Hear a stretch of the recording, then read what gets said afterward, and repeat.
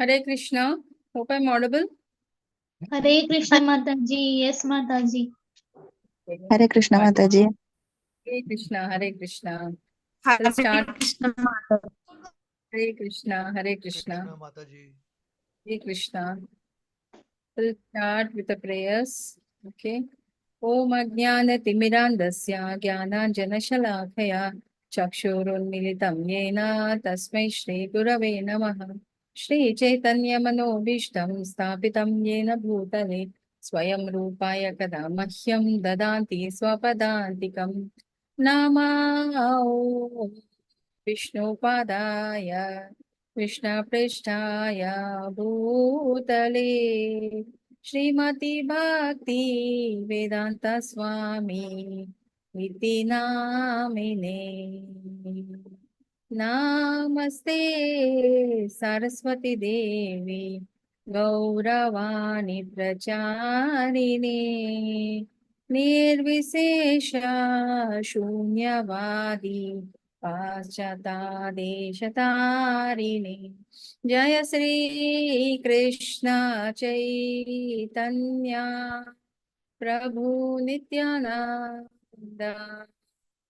Shri Advaita Gadadhar Shrivasadi Gaur Bhakta Vrinda Jaya Sri Krishna Chaitanya Prabhu Nityananda Shri Advaita Gadadhar Shrivasadi Gaur Bhakta Vrinda Hare Krishna Krishna Krishna Hare Hare Hare Rama Rama Rama Hare Hare Hare Krishna Krishna Krishna Hare Hare Hare Rama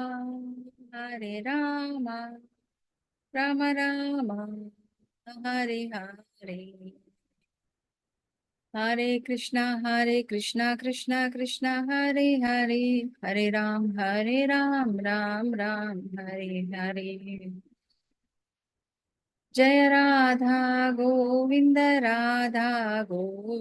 Radhe Jaya Gauranitai Jaya Gauranitai Gauranitai Jaya Gauranitai Jaya Panchatattva Jaya Panchatattva Panchatattva Jaya Panchatattva Jaya Prabhupada Jaya Prabhupada Nitai Gaura Hari Bol Hari Bol Hari Bol Nitai Gaura Hari Bol.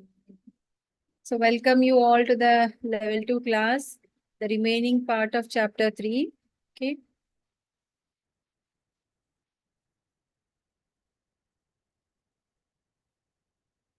I think we have learned till here. Anybody from the audience wanted to have a quick recap what exactly we have learned till now? What is the title of the chapter? Karma Yoga Mataji. Hare Krishna. And what exactly is the conversation happened between Arjuna and Krishna till now? Means we have to do our prescribed duty with Krishna conscious Mataji. That is called as Karma Yoga. Not only for we have to do our work and getting and taking fruitive actions. That is not Karma Yoga Mataji. So first of all, we should not be attached to our work or the result of the work. And whatever action we are doing, the karma we are participating, we have to do it as a service towards the Lord. And the Varnashrama Dharma has to be strictly maintained, isn't it? So, and we should not get dissuaded from the path by empirical philosophical speculations, okay? The impersonal bhakti. And Krishna consciousness is one thing where you don't have to worry like what step has to do first and second, because the activities are programmed in such a way all your senses are actively involved in serving the Lord. Okay. So moving further, Sakta and we have learned about the yajna cycle. So by doing the yajna, we get the rains and we get the crops and we offer the prasadam and we have the prasadam. So what are the benefits of taking the Krishna prasada? Hare Krishna.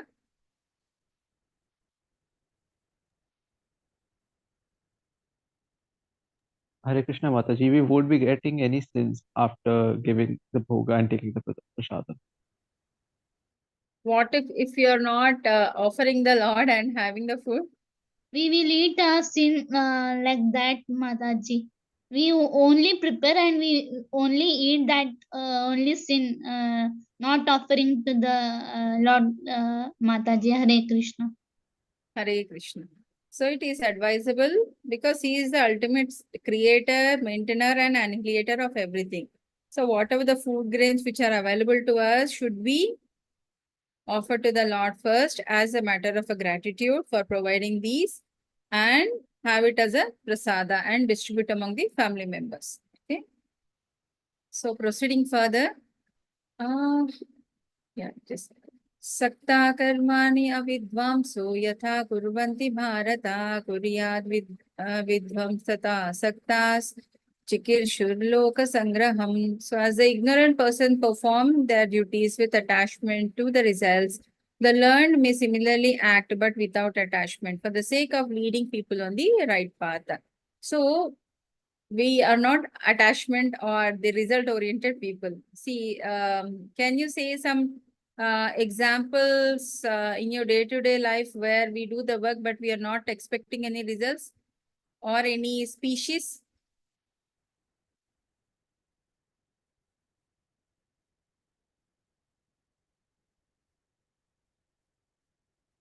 For example, like a fruit plant.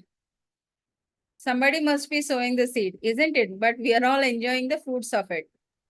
Yes, Mataji. Yeah. So they are not result-oriented activities. Similarly, we should also do our work and forget. Somebody else will, it's Krishna's decision who has to enjoy that. But we should not say that we should be the ultimate enjoyer of that. Okay.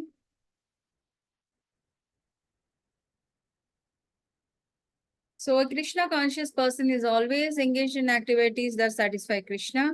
He doesn't do anything non-conductive to development of Krishna consciousness. An ignorant person is too much attached to material activities and sense gratification. It is important that a Krishna conscious person demonstrate to the ignorant how to act in Krishna conscious. So by leading an example, he himself will set like a yardstick, like the people in and around would like to be like him. So we have to set ourselves as an example to the society. So here is the difference between a Krishna conscious person and a person who is totally engrossed in material desire. Can somebody read out these?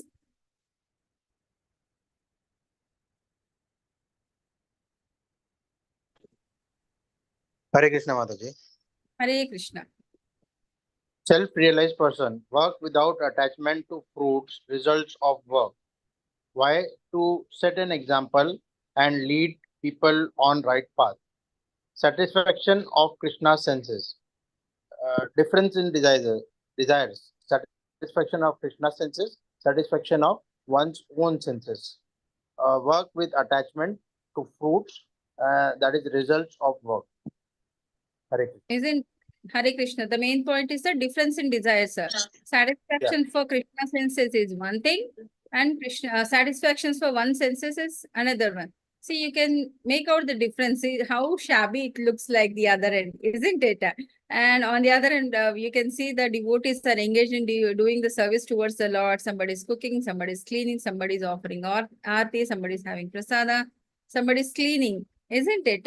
So every activity looks very like it's wow, even given the opportunity, even I wanted to do it, isn't it? So that should be the attitude of a devotee, and we'll get renounced by engaging in such activities. Whereas if we are acting as per our senses, like how this man is for all these addictive things and all, then definitely he is expecting an attachment, or he's attached to all those things. I've invested this much money, I should get this much, and blah, blah, blah, everything and all. So we should shift from pleasing our senses to pleasing the Krishna senses. So here, what is the example Lord Krishna is giving to Arjuna? We have to work without any attachment, Mataji.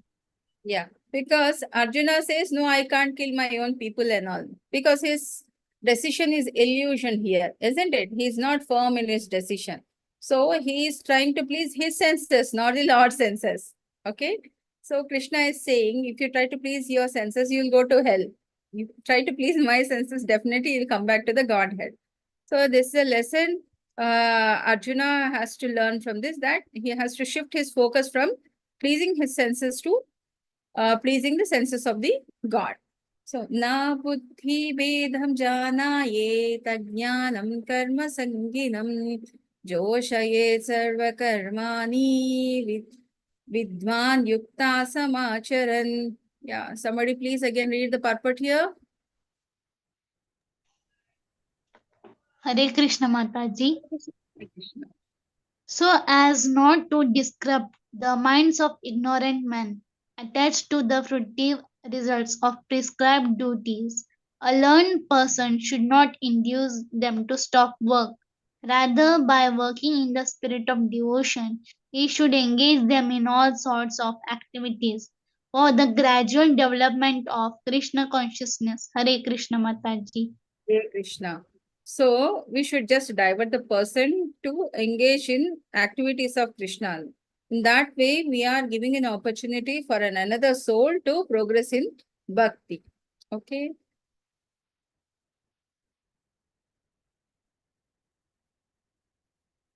प्रकृते क्रियमाणानि गुणे कर्माणि सर्वशः अहंकारा विमूढात्मा कर्ताहम् इति मन्यते.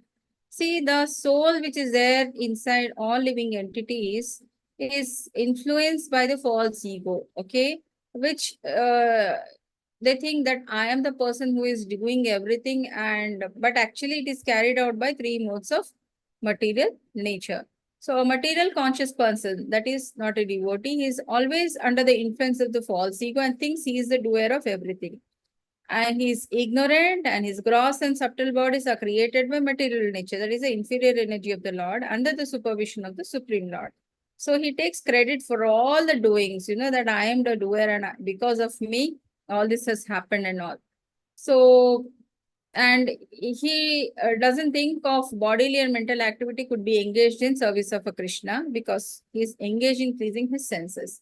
So due to long abuse of his senses in sense gratification, bewildered by false ego, he forgets his relationship with Lord Krishna.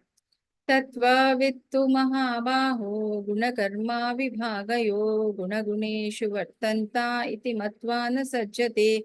One who is in absolute of the knowledge of absolute truth, O mighty armed, does not engage himself in the senses and sense gratification, knowing well the differences between work in devotion and work for the fruitive results. So, a learned person, like Arjuna is a learned person, that's the reason why he is receiving from the Lord, isn't it? So, he should differentiate like how disastrous it is to work to please our own senses. It is always better to work for the Lord. So, such a devotee has a clarification. What are working for senses, what are working for or engaging our senses in service of the Lord. So, such a person will not deviate. And he's not attached to any of the material activities, and he knows the stages, that is first and second and third stages of spiritual realization, that is Brahman, Paramatma and Bhagavan features, and he actually established this relationship with the Lord. Prakrite guna sammuda sajjante guna karmasu tana krishna vido mandan krishna vinna vichalayet. Bewildered by the modes of material nature, the ignorant fully engage themselves in material activities and become attached. But the wise should not unsettle them although these duties are inferior due to performance lack of knowledge. See, the only people who are the one who make mistakes, they don't have any expertise in that, they don't have a knowledge. So the ignorant people towards that particular subject or topic or endeavor, they do the mistake. So the devotees are very knowledgeable ones. So, and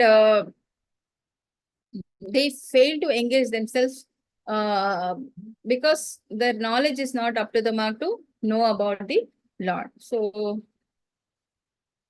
and yeah, always materially busy, lazy persons involved in social work, nationalism, the gossiping, news, social media, whatnot, everything, So, they are not interested in Krishna consciousness. Say, suppose somebody is going for a movie, okay, and if we go and we say, Prabhu or Mataji, please take this Bhagavad Gita and read it. They say, what is this? So they are not at all interested because the inside journey they haven't tasted, and they are interested only in pleasing their senses and all. Whereas if a person is on an inner journey, if you take them or give them this, and they take with the utmost enthusiasm and spirit and try to implement that in their life.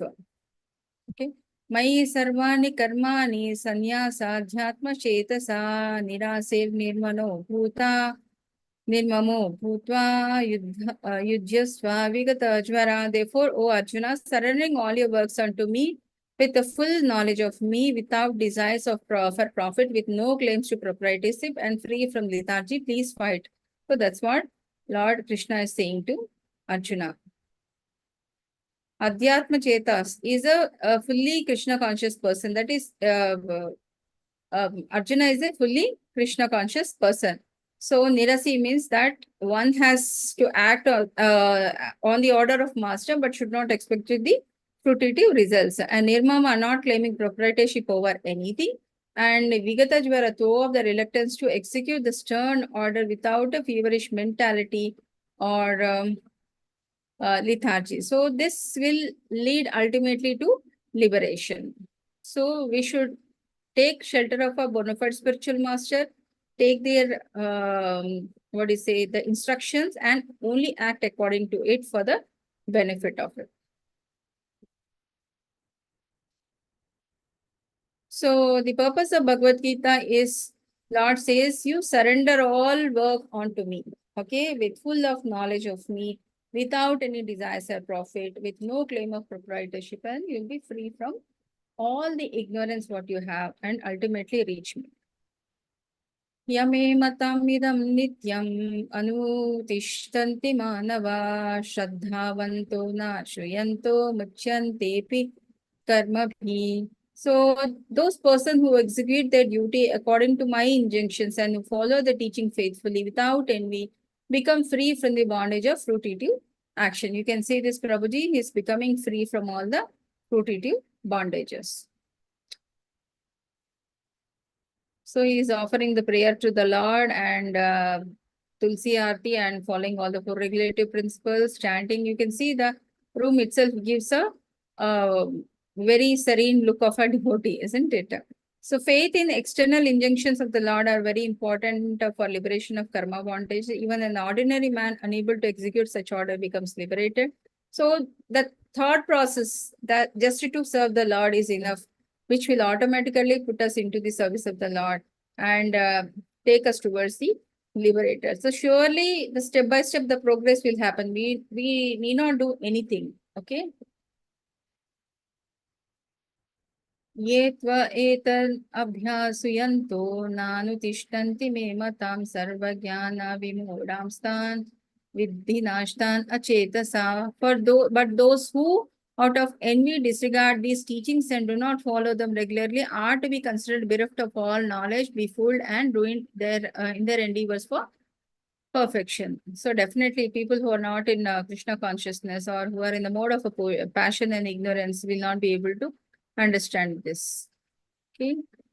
Sadrisam cetasteshvasya prakritirjnanavanapi prakritim yanti bhutani nigraha kim karishyati.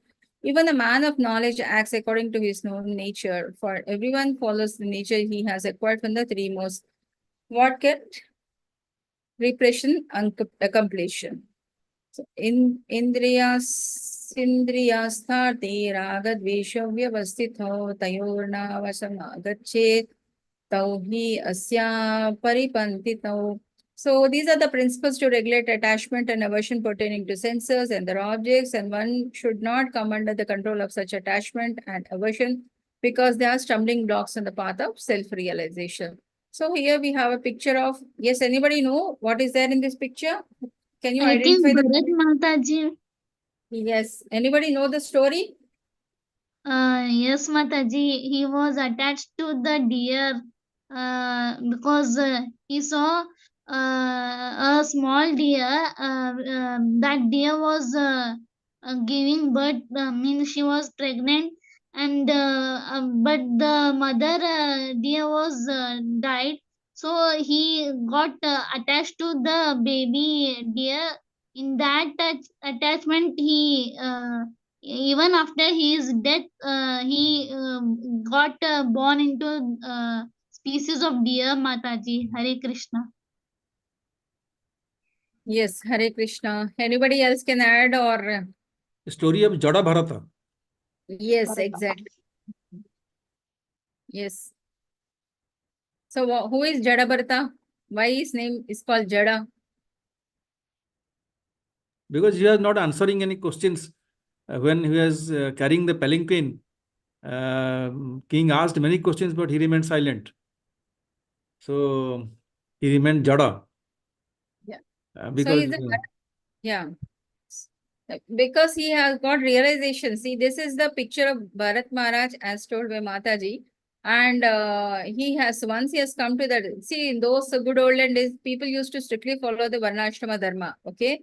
Once he is eligible for Vanaprastha Ashrama, he left all his kingdom, everything, queen there, and he came in a secluded place and he was doing his tapasya. And one day he will find a pregnant deer in a pain, and she will deliver the baby and she passed away. And he take care of the baby deer, and it was all obstructing his sadhana some way or the other. And all the time it is in his mind, like what happened to this baby deer and all. Okay. And one fine day, when Bharata has to leave his body, his mind and thought process will be on the deer. If I'm going to leave this material body, how this deer going to survive and all. In that way, he get a deer body in his next life. And he remembers what happened in the previous life because he's a very, very pious devotee. Okay. Our country is named after him. And once he leave the deer body, he get a human body and he realizes everything, what exactly happened when he was a Bharata. So he fixed himself to remain numb in that life and not responding anything and minimal activity, I can say. And one fine day when he was resting under a tree, a king will be passing by and all the attendants will be carrying the palanquin of the king. And one of the palanquin attendant will fall sick. And when they say there is no other to replace this, the king will ask that person is sitting on the say resting near the tree. You can ask him to come and hold this. And when they go and ask him to come and hold that palanquin, and Jadabharata, who is very careful not to commit any sin, like not to, what is say, hurt any animals which are there on the ground and all. So his steps were not very mindful. That irritated the king, and he'll come down and he will say, "What is this? I didn't ask you for a favor, like, or you are doing as if you are not interested in the job and all. So this sort of a thing is very disrespectful for me." So when he says so, Jadaparta will say, you don't even, you're not even eligible to take an inch of a respect. What, except for the material opulence, so what else you have so that I can respect you and all. So then he realizes, the king realizes that he's speaking to a learned person. Then he says, it's not right. You should give up. You're enjoying all your opulences. Now you have come to the Vanaprastha age. You should give up all your belongings and all the opulences, and you have to go to a secluded place and worship upon the Lord. Likewise, your sadhana will become. So this is not right on your path. Then he realizes what Jadaparta has told and moved on to a secluded place and started on this sadhana. And Jadaparta was very cautious thereafter regarding his activities. Ultimately, he will get liberated with this material body and he go back to the Godhead. See, one small attachment has cost him 3 generations of a life, isn't it? So we should be very, very careful, like what thought process is going in our mind. So unrestricted sense enjoyment, you think of it, it is something like you are prepared a plan to go to the hellish planet. So we should never ever try to very watchful about our thought process, the senses and everything, so that they are not deviated from the usual path of the bhakti, because it's very difficult to tame down, isn't it? If you take a simple circus animals, nowadays it is not there, it is restricted. But they train them from the very beginning, whether from the very young age, so that they listen to their words when they become adult also. Like that, the tiger or the lion, anybody, they won't attack the trainer. Similarly, the mind has to be tamed from the very beginning by putting them into the proper bhakti. Okay, if you don't tame down your senses, they are very, very powerful, that it will dissuade you from your usual path. श्रेयान् स्वधर्म विगुणः परधर्म स्वनुष्ठित स्वधर्मे निधनं श्रेया परधर्मो भयावह. It is far better to discharge one prescribed duty, even though faultily, than another's duty is perfectly. Destruction in the course of performing one's own duty is better than engaging in another's duty. For to follow another path is dangerous. Yeah, anybody remembers this picture? What it is reflected, or which personality is this? Parshuram Mataji.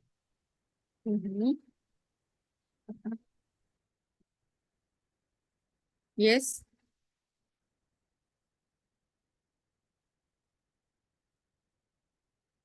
So, whatever prescribed for us, and we should do it properly, our work. We should not get dissuaded from our path. So, a Brahmana who is into the recitation of the Vedas or telling the Vedic knowledge, the person should follow his Varna. And similarly, Kshatriya, whose work is to protect the community, should do that. Similarly, the Vaishya and Shudras do the respective job of providing the community and serving the community. So one should not deviate from the path of dharma.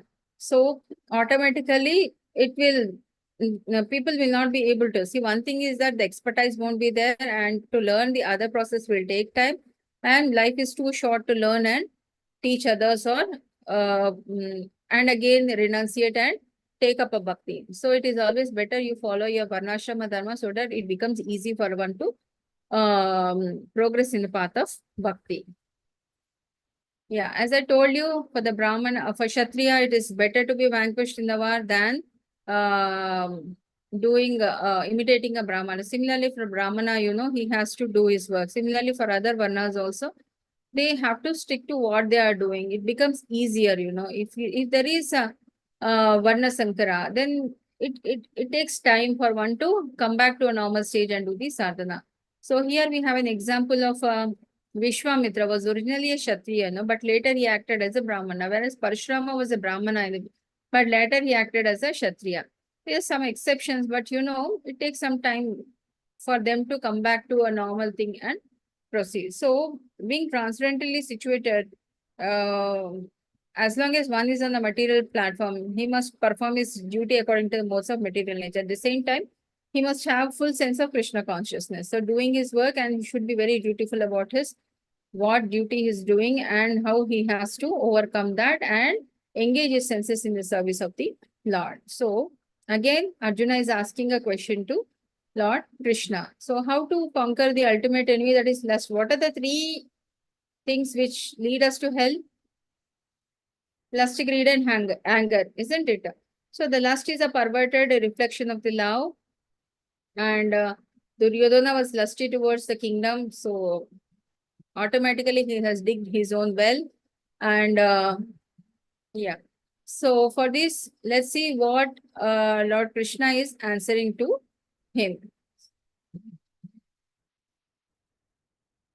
यथा येन प्रयुक्तोऽयं पापं चरति पुरुषः अनिच्छम् अपि वैष्णेया बलात् इव नियोजिता. Arjuna said, O descendant of Vrishni, by what is the one impelled to sinful acts, even unwillingly, as if engaged by force?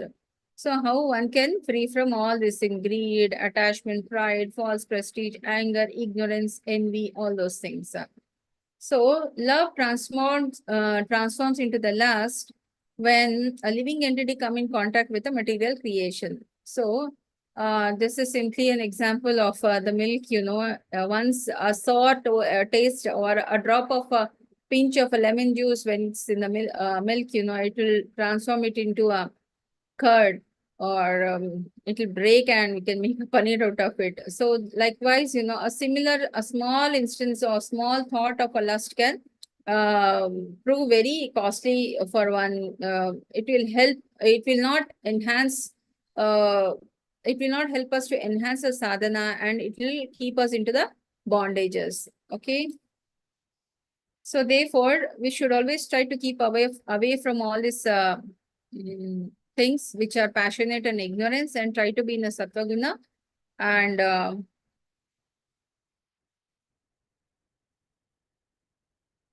in that way we can keep this lust away. Shri Bhagavan Uvacha Kama Esha Krodha Esha Rajoguna Samudbhava Mahashanu Mahapapma Vidhiyenam Iha Vairinam. So as I told you in my previous class also, once we are attached to something, if you're not getting that, you will get a, what do you say, your senses are not satisfied, your ego is not satisfied out of it, and you get anger. Out of anger, you will lose on your consciousness, you will be illusioned and bewildered to do any sort of a crime to satisfy your ego. So likewise, once your buddhi is out of the way, it is in the mode of passion and ignorance, nobody can stop it. So the lust is such a thing which will lead to all necessary things. So, like how the fire is covered by the smoke and then the embryo is covered by the amniotic membrane, similarly, the living entity is always covered by the different degrees of the lust. Okay. The same thing, the lust is compared to the smoke, and as when there is a fire, you don't see the fire much, but more of a smoke, people die of a smoke smothering. Similarly, as you see the, what do you say? Yeah, I wanted one devotee volunteer to read this. That would be better. Hare Krishna. Hare Krishna Mataji, can I read? Yeah. There are 3 degrees of covering obscure pure consciousness of the living entity. This covering is but lust under different manifestations like smoke in the fire, dust on the mirror, and the womb about the embryo. Lust is compared to smoke. It is understood that the fire of the living spark can be little perceived. In other words, when the living entity exhibits his Krishna consciousness slightly, he may be likened to the fire covered by smoke. Although fire is necessary where there is smoke, there is no overt manifestation of fire in the early stage. This stage is like the beginning of Krishna consciousness. The dust on the mirror refers to a cleansing process of the mirror of the mind by so many spiritual methods. The best process is to chant the holy names of the Lord. The embryo covered by the womb is an analogy illustrating a helpless position, for the child in the womb is so helpless that he cannot even move. This stage of living condition can be compared to that of the trees. The trees are also living entities, but they have been put in such a condition of life by such a great exhibition of lust that they are almost void of all consciousness. The covered mirror is compared to the birds and bees, and the smoke covered fire is compared to the human being. In the form of a human being, the living entity may revive a little Krishna consciousness, and if he may, if he makes further development, the fire of spiritual life can be kindled in the human form of life. By careful handling of the smoke in the fire, fire can be made to blaze. Therefore, the human form of life is a chance for the living entity to escape the entanglement of what is not visible to me.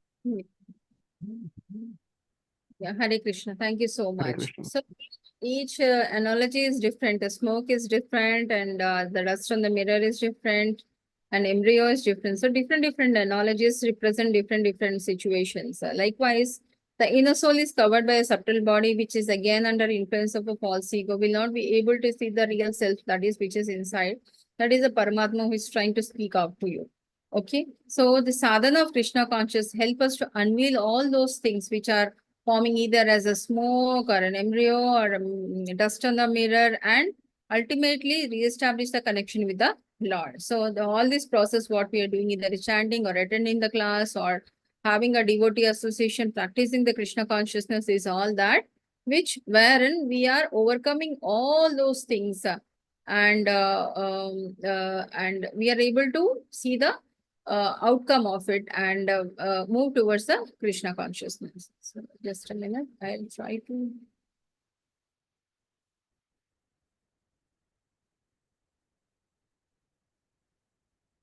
This picture, I'm not able to put it again. Therefore, the human form of life is a chance for living entity to escape the entanglements of the sense organs only, it will not be beyond that, because we are speaking about all the Panchendriyas here. Avrittam jnanametena jnanino nityavairina kamarupeya kaunteya duspurena nalena cha. So it is said in the Manusmriti that lust cannot be satisfied by any amount of sense enjoyment, just as the fire is never extinguished by the constant supply of the fuel. Okay, so it needs more. Okay.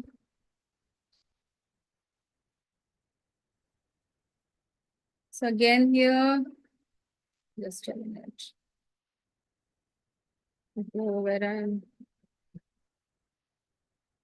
am.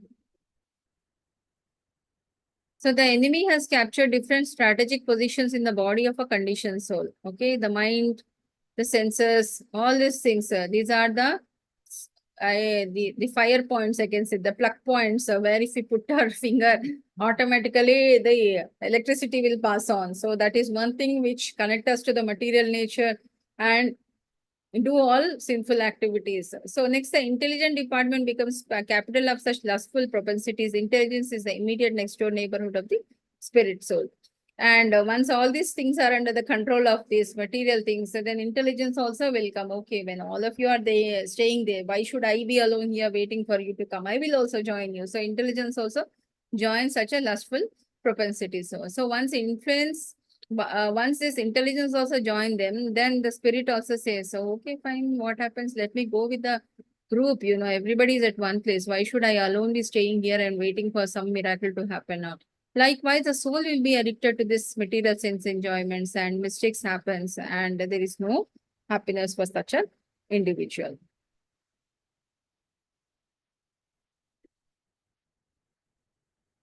Indriyani mano buddhi asyadishthanamuchyate etarvimohati atyesha jnanam atvadehinam. The senses, the mind, and the intelligence are the sitting place of this lust.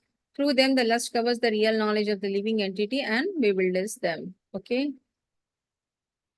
तस्मात्त्वम् इन्द्रियाण्याधौ नियम्य भरतर्षभा पाप्मानं प्रजहीयेनं ज्ञानविज्ञाननाशनम्. Therefore, O Arjuna, best of Bharatas, in the very beginning, curb this great symbol of sin, that is the lust, by regulating the senses, and slay this destroyer of knowledge and self-realization. You can see all the young devotees, nicely they are chanting the Hare Krishna, putting the Vaishnava tilaka and a Vaishnava attire, enjoying the chanting of the holy name and the process. So that when we should start the devotion service, not at the end of a retirement, at the very young age, when you are conscious as a small individual, then only you should start, so that your senses are tamed from the very beginning. So see, one who control the mind and the senses, they are the friends, and one who are not able to do that, they are the enemies. So it is always required to have the control over our senses, so that we are staying away from the attachment to the material things, and staying away from the self-realization.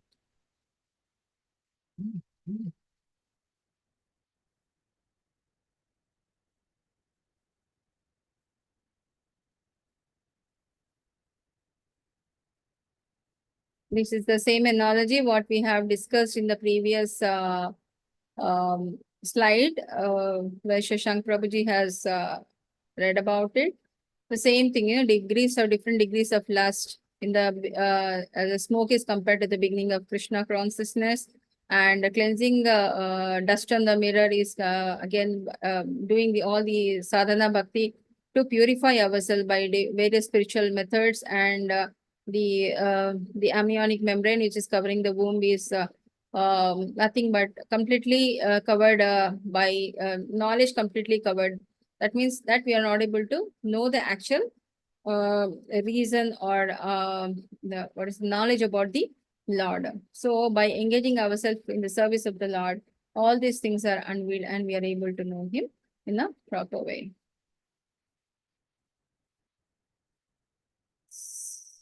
So as again described, it is never satisfied. Once you want more, like say suppose if you are addicted to a coffee, you wanted a better coffee or a costly coffee with different varieties of coffee or something like that. So I'm just taking one example and explaining you. So unless there is no end, you want more and more. Like your senses are addicted to more and more. So it wanted more thing. So how to stop this? So these five senses, your mind, intelligence, and the soul, which are the reservoir for the sense gratification and influence your subtle body to do all the things which are not help in progression of spiritual bhakti should be abandoned. So how to overcome that is by regulating your senses by early engagement in spiritual practices. We have seen Bal Brahmacharis who are from the Vedic schools nicely in a Vaishnava attire and all, and engage in the sadhana. Similarly, we also have to engage ourselves in service of the Lord, or start reading Gita at a very early age, so that ultimately we will have the knowledge about the Lord, and we know how to regulate our senses and our mind and intelligence and channelize it towards the service of the Lord, and we can go on the self-realization mode and ultimately go back to our Godhead, that is Golokadham. Indriyani paranyahur indriyebhya param mana manasastu para buddhi yo buddhi paratastusha. The working senses are superior to the dull matter. Mind is higher than the senses, intelligence still higher than the mind, and the soul is even higher than the intelligence. This we have discussed in a previous slides. So it is always better to conquer the soul. So what is the food for the soul? See, for body senses, all the material things what we decorate our body are the requirement. But for the soul, what is the food? Hare Krishna, anybody? Chanting Mataji, Service reading towards the Bhagavad Lord. Gita. Service to the Lord. Yeah, that should be our ultimate motto. By constantly giving its food, that is chanting and reading the scriptures, following the four regulative principles, and having a disciplined life towards sadhana bhakti will help us want to achieve the perfection in the life and help us not to fall to this passionate and ignorant practices and engage in all these faulty behaviors. Yeah, again, it's the same thing. So it is from the very beginning, it's we have to be very, very careful to channelize our energies in the positivity by engaging in service of the Lord, by becoming a true Vaishnava, waking up early in the morning, doing the sadhana, attending the aarti, doing the chanting, reading at least 1 to 2 hours in a day, the daily scriptures. If you are not able to carry the book, open the Vedaviz.io in your mobile phone and try to read at least 1 or 2 chapters of Bhagavad Gita, small chapters you can take, or at least read the purports, or at least read the translations. Definitely, I'm telling you, you will be benefited. So these are the various platforms which are being described, and we should rise from the bodily platform, that is taking care of a body and decorating it and by different means and all. Okay, so from bodily platform we have to raise to the sensual platform, that is pleasing our senses. And from there we have to raise on to the mental platform, that is feeding the mind, the Vedas and all. From there we have to rise up to intellectual platform, that is when we have a knowledge of what is right and what is wrong. There Still more, when you know the Veda perfectly and you know the rules and regulations and the knowledge about the Lord, then we come on to the spiritual platform, which is the highest platform in the one's life, So if you attain this, then there is no misery, I'm telling you. But if you are somewhere stuck between in these four, you're always, life is in the misery. Because for bodily platform, if you're wearing one good sari today, you're not pleased with it. You want something more. If your senses are engaged in pleasing, then you want more, mental platform, say intellectual platform. I got this, I want some more. Say, suppose a scientist says, I have discovered this, I want to discover even more. But there is no end to that. But spiritual platform is never ending, it goes on. And by doing that, you have that, what you say, so much of internal bliss and happiness, and you feel so much contented because you have a knowledge about the Lord, and that is the ultimate realization we have to attend. Okay.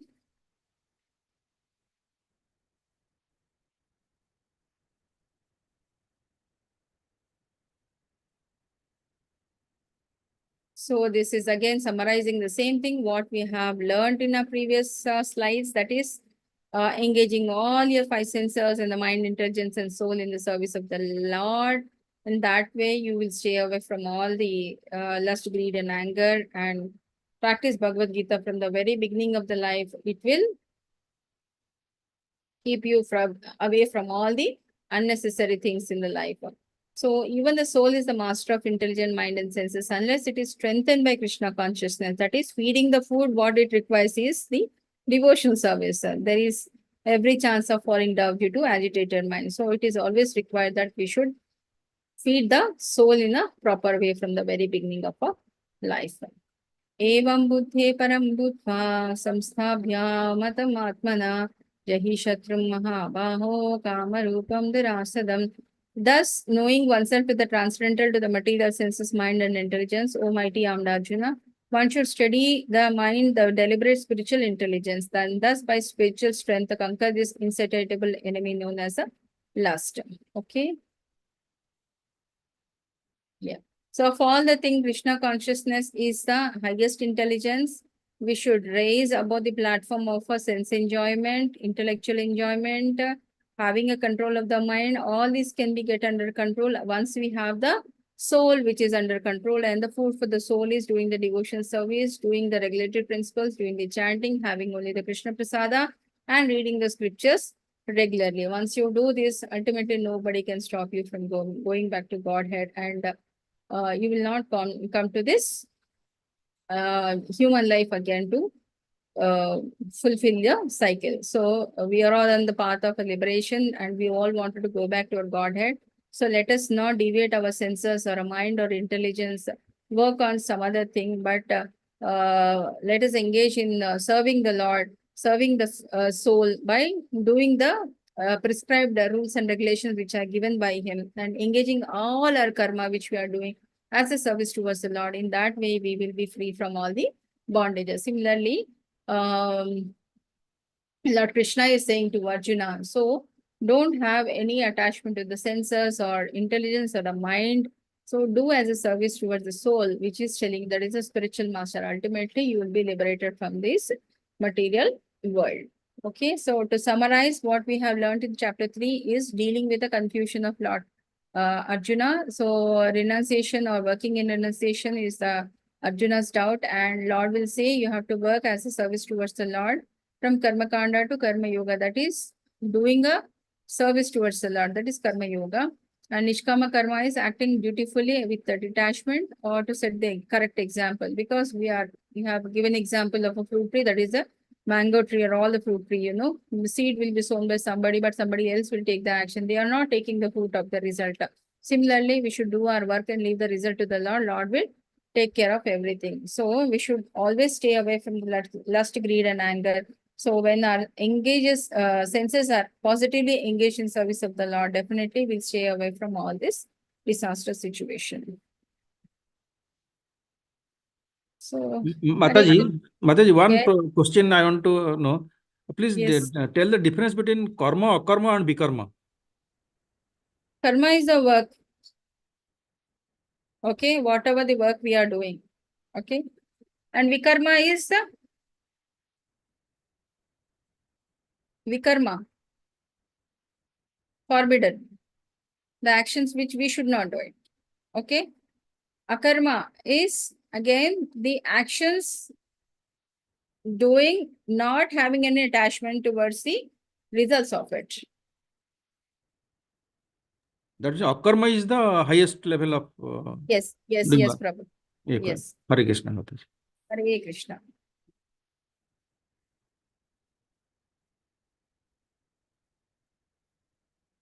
Any other doubts?